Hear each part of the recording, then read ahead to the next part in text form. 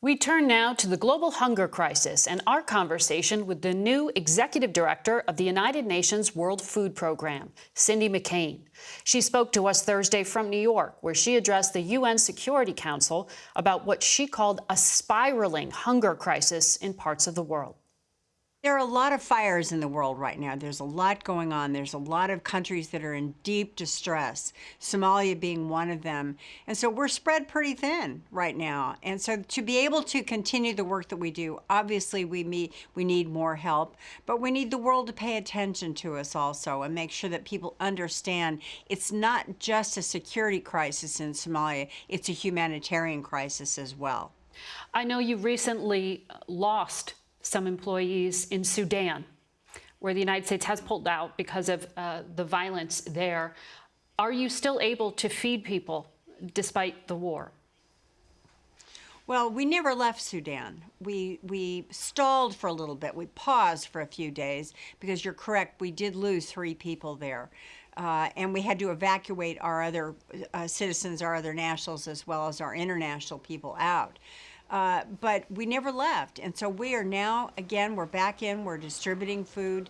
Again, reminding everyone it's extraordinarily dangerous there right now. So our methods and how we're doing it are a little bit different. But we also have asked the UN to please guarantee us a humanitarian corridor for us to be able to work and operate so we can deliver our food.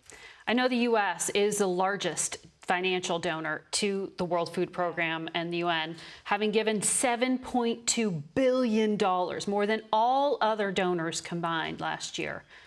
Meanwhile, the world's second largest economy, China, gave $11 million. How receptive is Beijing to your requests?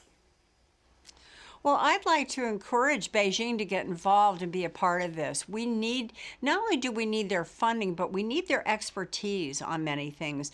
Their technology with regards to agriculture and the technology with regards to climate change can be very helpful in these countries that are really struggling with drought and lack of food, etc. Is the issue that the government wants credit, and so therefore they want to do it under their own flag, and not through the international system, which you represent?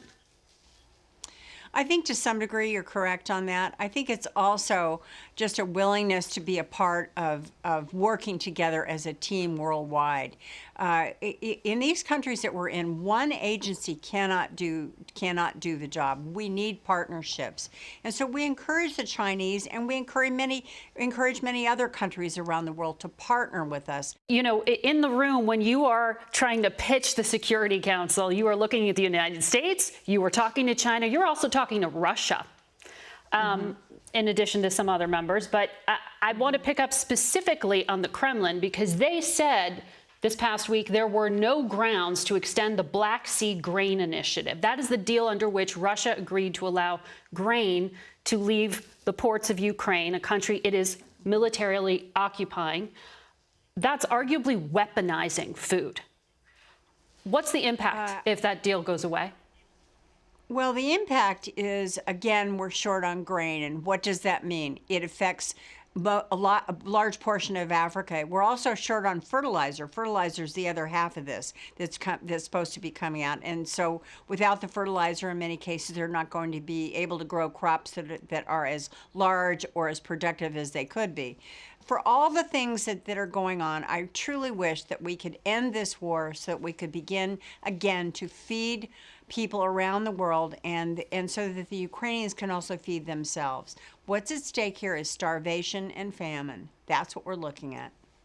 There's been an uptick in migrants to the United States from Haiti, which is now largely controlled by gangs.